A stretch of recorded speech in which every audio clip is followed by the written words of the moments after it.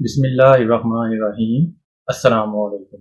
मैं हूं आपका ट्यूटर ज़ीशान अशरफ और आप देख रहे हैं हमारा YouTube channel tutor Zeeshan online. उम्मीद है कि आप सब लोग खैरियत से होंगे। तो चलिए स्टार्ट करते हैं आज का लेक्चर। इस लेक्चर का टॉपिक है structure in C language.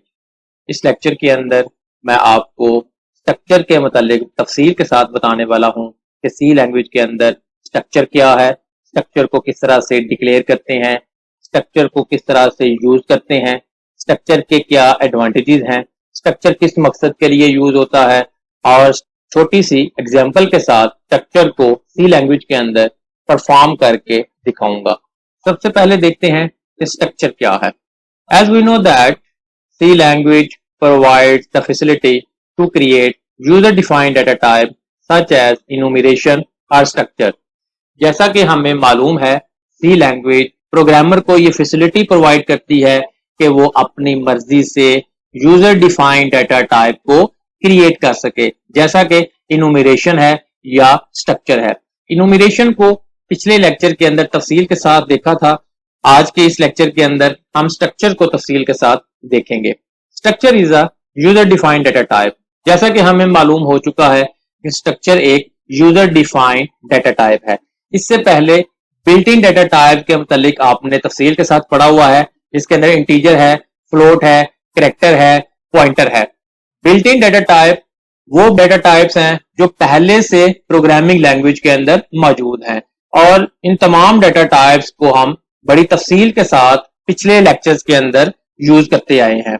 In data types के हम मुख्तलिफ वेरिएबल्स को क्रिएट करते हैं, वेरिएबल्स के अंदर डाटा को स्टोर करवाते हैं, और फिर जब जरूरत पड़ती है तो उन वेरिएबल्स के अंदर पड़े हुए डाटा को स्क्रीन के ऊपर डिस्प्ले भी करवा लेते हैं या उसके ऊपर कुछ ऑपरेशन परफॉर्म करते हैं। बिल्ट इन डाटा टाइप के अलावा अगर यूजर अपनी मर्जी से कोई user defined data type create करना चाहे तो सी लैंग्वेज प्रोग्रामर को ये फैसिलिटी प्रोवाइड करती है। Structure is a collection of different variables of several data types under a single name। Structure एक डिफरेंट डाटा टाइप्स के वेरिएबल्स का कलेक्शन है जो सिंगल नेम के साथ एग्जिस्ट करता है। जब भी स्ट्रक्चर को डिफाइन करेंगे तो उसके अंदर डिफरेंट डाटा टाइप्स के वेरिएबल्स होंगे, जिनको कंबाइन करके हम एक सेट बनाएंगे और वो हमारी यूजर डिफाइंड डाटा टाइप बनेगी, जो कि स्ट्रक्चर कहलाएगी। उसके अंदर different user defined data type और बिल्ट इन डाटा टाइप दोनों के ऊपर मुश्तमिल वो सेट हो सकता है। जरूरी नहीं है कि उसके अंदर बिल्ट इन डाटा टाइप हो या वो यूजर डिफाइंड डाटा टाइप हो। स्ट्रक्चर के अंदर बिल्ट इन डाटा टाइप के वेरिएबल भी हो सकते हैं और यूजर डिफाइंड डाटा टाइप के वेरिएबल्स भी हो सकते हैं। तो ये कलेक्शन है डिफरेंट डाटा टाइप्स के वेरिएबल्स की, जो कि एक सिंगल नेम के साथ एग्जिस्ट करता है। अब सवाल ये पैदा होता है कि व्हाई वी नीड स्ट्रक्चर। जब हमारे पास मुख्तलिफ डाटा टाइप्स मौजूद थी और उनके साथ हम काम भी करते आए हैं, तो हमें स्ट्रक्चर की जरूरत क्यों पड़ती है? तो इसका आंसर ये है कि कुछ ऐसी जरूरतें थी जिसकी वजह से स्ट्रक्चर की जरूरत पड़ी। स्ट्रक्चर की जरूरत हमें इस वजह से पड़ती है कि जब हम मुख्तलिफ स्टूडेंट्स के रिकॉर्ड को मेंटेन करना चाहते हैं, तो हर एक स्टूडेंट के रिकॉर्ड के अंदर मुख्तलिफ वेरिएबल का एक सेट आएगा। लेट्स सपोज क्लास के अंदर 50 स्टूडेंट हैं, तो 50 स्टूडेंट के 50 नेम के लिए हमें डिफरेंट वेरिएबल्स चाहिए। हर एक सब्जेक्ट के डिफरेंट मार्क्स हैं, स्टूडेंट्स के डिफरेंट सब्जेक्ट्स के लिए हमें वेरिएबल्स चाहिए। फिर उसका टोटल निकालना है, उसकी परसेंटेज निकालनी है, उसका ग्रेड निकालना है। तो एक स्टूडेंट के लिए 8 से 10 वेरिएबल्स चाहिए, और अगर 50 स्टूडेंट हैं तो 50 स्टूडेंट को आप 10 से मल्टीप्लाई करें तो 500 के करीब वेरिएबल्स बन जाते हैं, जिनको मैनेज करना बहुत मुश्किल है। तो उसका आसान हल ये था कि जितने वेरिएबल्स आपको चाहिए उन तमाम के तमाम वेरिएबल्स का एक सेट बनाएं और उस सेट को एक सिंगल नेम के साथ अटैच कर दें, और सिंगल नेम के साथ तमाम के तमाम सेट के अंदर मौजूद वेरिएबल्स को इजीली एक्सेस किया जा सकता है। तो इससे वेरिएबल की क्वांटिटी शॉर्ट हो जाएगी। हम स्ट्रक्चर का एक वेरिएबल जब बनाएंगे तो उसके अंदर मल्टीपल वेरिएबल्स ऑटोमेटिकली अवेलेबल हो जाएंगे, जो कि एक वेरिएबल के साथ ही एक्सेस होंगे। तो इस तरीके से नंबर ऑफ वेरिएबल्स को रिड्यूस करने के लिए और अपनी मर्जी से अपनी चॉइस के मुताबिक जिस तरह की हमें डाटा टाइप चाहिए, जिस तरह का हमारा एनवायरनमेंट होगा, जिस तरह की हमारी जरूरत होगी या जो सिनेरियो होगा, उसके मुताबिक हम अपने स्ट्रक्चर को डेवलप कर सकते हैं। तो ये स्ट्रक्चर की जरूरत थी। The keyword struct is used to define a structure. C language के अंदर स्ट्रक्चर को डिफाइन करने के लिए स्ट्रक्ट का प्री डिफाइंड कीवर्ड है जो यूज होगा। सी लैंग्वेज के अंदर स्ट्रक्चर को किस तरह से डिक्लेयर करते हैं वो देखते हैं। Declaration of structure in C language.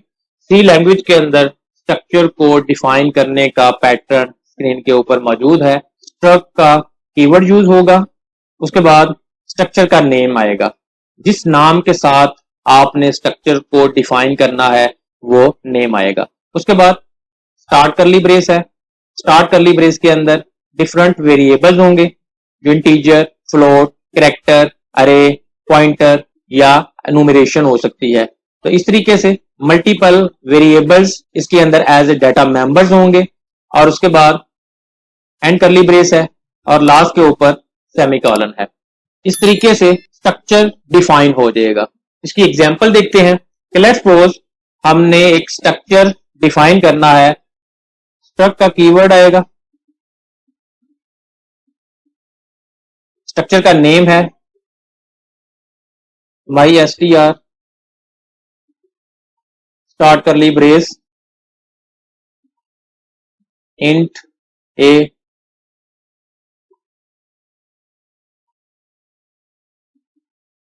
Float f।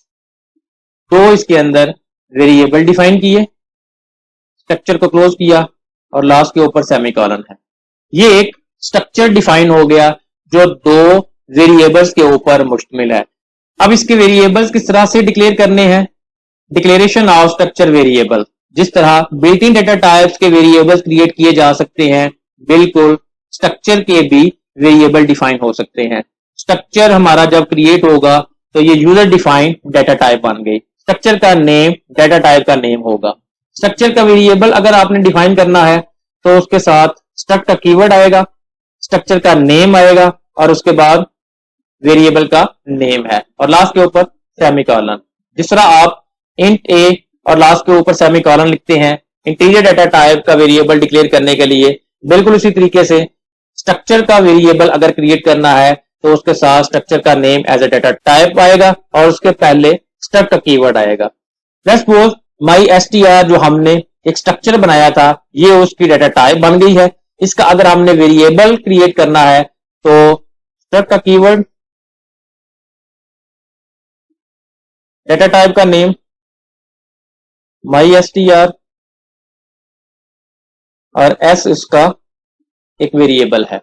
जैसे ही s डिफाइन होगा मेमोरी के अंदर एक ब्लॉक डिफाइन हो जाएगा जिसका नाम s है और इसके अंदर दो वेरिएबल हैं a और ये f। s एक स्ट्रक्चर वेरिएबल है जिसके अंदर फर्दर दो वेरिएबल्स हैं, एक इंटीजर टाइप का वेरिएबल a है और एक फ्लोट डेटा टाइप का वेरिएबल f है। s का साइज मेमोरी के अंदर कितना होगा। The size of one structure variable is the total size of all the variables with in a structure. Structure के अंदर मौजूद जितने भी वेरिएबल्स होंगे उन सब का टोटल साइज स्ट्रक्चर के एक वेरिएबल का साइज होगा। s का साइज कितना है। s के अंदर दो वेरिएबल्स हैं, एक इंटीजर है और एक फ्लोट है। इंटीजर 4 बाइट लेता है, फ्लोट भी 4 बाइट लेता है। तो स्ट्रक्चर के एक वेरिएबल का टोटल साइज मेमोरी के अंदर 8 बाइट होगा। इस केस के अंदर जितने वेरिएबल्स बढ़ते जाएंगे उतना साइज उसका इंक्रीज होता जाएगा। तो इस तरीके से आप मल्टीपल जब वेरिएबल्स क्रिएट करेंगे तो उतने ब्लॉक्स डिफाइन होते जाएंगे जिसके अंदर फर्दर जितने स्ट्रक्चर के अंदर वेरिएबल हैं वो उसके अंदर मौजूद होंगे। अब देखते हैं स्ट्रक्चर के अंदर मौजूद इन वेरिएबल्स को, जिनको डेटा मेंबर्स कहते हैं या एलिमेंट्स कहते हैं, इनको किस तरह से एक्सेस करते हैं। How to access structure elements. Structure के एलिमेंट्स को एक्सेस करने के लिए हमारे पास डिफरेंट मेथड्स हैं। There are 2 methods. स्ट्रक्चर के अंदर मौजूद डेटा मेंबर्स को एक्सेस करने के 2 मेथड्स हैं। Number 1 with dot operator, dot के साथ हम उसको एक्सेस कर सकते हैं, और number 2 with arrow operator, arrow operator के साथ भी उसको एक्सेस करते हैं। अब डॉट कब आएगा और एरो ऑपरेटर कब यूज होगा? जब स्ट्रक्चर का सिंपल वेरिएबल डिक्लेयर करेंगे तो उस वक्त डॉट यूज होगा, लेकिन जब स्ट्रक्चर का पॉइंटर वेरिएबल डिक्लेयर करेंगे तो उस वक्त एरो ऑपरेटर यूज होगा। लेट्स सपोज ये हमारे पास एक वेरिएबल है एस, जिसके अंदर दो डाटा मेंबर्स हैं ए और एफ। अब ए को अगर एक्सेस करना है तो आप ए को डायरेक्टली एक्सेस नहीं कर सकते। ए को एक्सेस करने के लिए स्ट्रक्चर का जो वेरिएबल का नेम है वो उसके साथ अटैच होगा। तो ए को एक्सेस करना है तो एस डॉट ए आएगा, इसी तरीके से एस डॉट एफ। अब इसको अगर आपने वैल्यू साइन करनी है तो बिल्कुल वैल्यू साइन कर सकते हैं, स्कैनएफ के थ्रू भी इसको वैल्यू साइन की जा सकती है।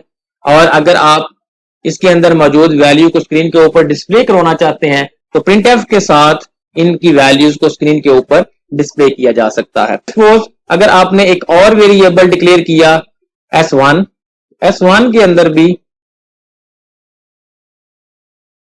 दो वेरिएबल्स A और F। अब A और F S1 के अंदर भी है और S के अंदर भी है, लेकिन जब उसके साथ स्ट्रक्चर वेरिएबल का नेम बाजेगा तो फिर किसी किस्म का कोई कंफ्लिक्ट नहीं होगा, क्योंकि ये वाला A S1 के साथ आएगा S1 डॉट A और इसी तरीके से S1 डॉट F। तो बैकएंड के ऊपर किसी किस्म की कोई कंफ्यूजन नहीं होगी, क्योंकि ये S डॉट A है, ये S1 डॉट A है। जैसा आप डिफरेंट लूप के अंदर उसके स्कोप को अलग अलग डिफरेंशिएट कर सकते हैं, बिल्कुल इसी तरीके से उनका स्कोप डिफरेंट होगा। अब इसकी प्रैक्टिकल एग्जांपल देखते हैं कि सी लैंग्वेज के अंदर स्ट्रक्चर को किस तरह से डिक्लेयर करते हैं और इसके वेरिएबल्स को डिफाइन करके किस तरह से इसको यूज करते हैं। आइए देखते हैं। ये हम सी के कंपाइलर के अंदर मौजूद हैं, कोड स्क्रीन के ऊपर लिखा हुआ है। इसको मैं लाइन बाय लाइन एक्सप्लेन करता हूं, उसके बाद इसको step by step try run करूंगा और लास्ट के ऊपर इसको कंपाइल और रन करके रिजल्ट स्क्रीन के ऊपर डिस्प्ले करूंगा। सबसे पहले हमने एक स्ट्रक्चर को डिफाइन करना है। स्ट्रक्ट के कीवर्ड को यूज करते हुए एक स्ट्रक्चर जिसका नाम MyStr है डिक्लेयर किया। स्ट्रक्चर को स्टार्ट किया, उसके अंदर दो वेरिएबल, एक इंटीजर a और एक फ्लोट f, दो वेरिएबल्स डिफाइन किए। स्ट्रक्चर को क्लोज किया, लास्ट के ऊपर सेमीकोलन आ गया। इस तरीके से हमने ग्लोबली एक स्ट्रक्चर को डिफाइन कर दिया। इंट a और फ्लोट f ये दो वेरिएबल्स अभी इसके अंदर डिक्लेयर करवाए हैं। जब तक कि स्ट्रक्चर का वेरिएबल क्रिएट नहीं करते तब तक मेमोरी एलोकेट नहीं होगी। जब तक मेमोरी एलोकेट नहीं होती इनको वैल्यू असाइन नहीं कर सकते। वर्ड मेन फंक्शन को स्टार्ट किया, स्ट्रक्चर का एक वेरिएबल एस मेमोरी के अंदर डिक्लेयर करवाया। स्ट्रक्ट का कीवर्ड यूज किया, डाटा टाइप MyStr है, स्ट्रक्चर का name as a data type और एस वेरिएबल है। स्ट्रक्चर का एक वेरिएबल मेमोरी के अंदर डिक्लेयर हुआ। इस वेरिएबल के अंदर दो डाटा मेंबर्स हैं, एक A और एक F।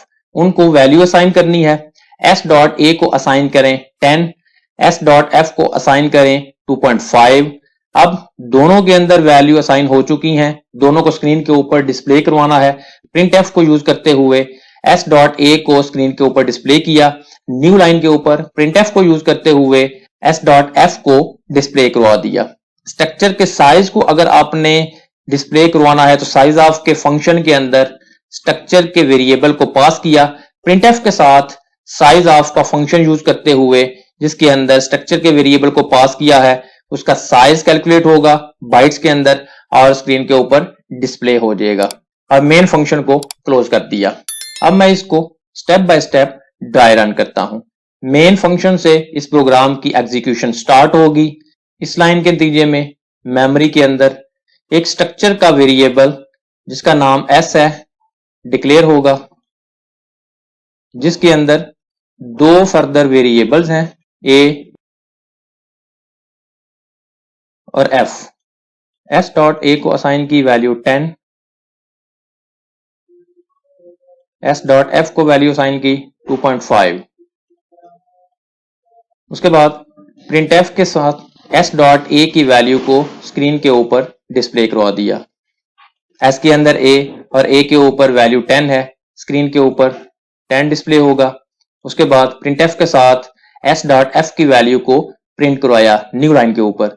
s के अंदर f और f के अंदर वैल्यू 2.5 है, न्यू लाइन के ऊपर 2.5 डिस्प्ले हो जाएगा। उसके बाद printf के साथ साइज ऑफ s की वैल्यू को डिस्प्ले करवाया। s के अंदर a और f है, इंटीजर भी 4 बाइट लेता है, फ्लोट भी 4 बाइट लेता है, तो 4 + 4 8 बाइट स्क्रीन के ऊपर 8 का मैसेज आ जाएगा और लास्ट के ऊपर मेन फंक्शन क्लोज हो जाएगा। इस तरीके से स्क्रीन के ऊपर वैल्यूज डिस्प्ले होंगी। अब मैं इसको कंपाइल और रन करके रिजल्ट स्क्रीन के ऊपर डिस्प्ले करता हूं। कंपाइल और रन करने के लिए कंपाइल और रन के बटन के ऊपर क्लिक करेंगे। प्रोग्राम एग्जीक्यूट हुआ, स्क्रीन के ऊपर रिजल्ट्स आ गए हैं। 10 की वैल्यू आई, उसके बाद न्यू लाइन के ऊपर 2.5 और लास्ट के ऊपर 8 बाइट, बिल्कुल उसी तरीके से जिस तरह हमने उसको step by step dry run किया था। प्रेस एंड की टू कंटिन्यू। आपने देखा कि सी लैंग्वेज के अंदर किस तरह से स्ट्रक्चर को डिफाइन करते हैं और स्ट्रक्चर के वेरिएबल को डिक्लेयर करवा के उसके डेटा मेंबर्स को वैल्यू असाइन भी की और उन वैल्यूज को स्क्रीन के ऊपर प्रिंटफ के साथ डिस्प्ले करवाया। अगर आपका कोई क्वेश्चन हो तो कमेंट सेक्शन के अंदर पूछ सकते हैं। अगर आपको हमारी ये वीडियो पसंद आई हो तो इसको लाइक करें, शेयर करें, कमेंट सेक्शन में अपनी राय का इजहार करें और अगर अभी तक आपने हमारे चैनल को सब्सक्राइब नहीं किया तो सब्सक्राइब के बटन पर क्लिक करके साथ घंटी के निशान को दबा दें ताकि हमारी आने वाली हर वीडियो का आपको फौरन पता चल जाए। अपना बहुत सारा ख्याल रखिएगा। अल्लाह हाफिज।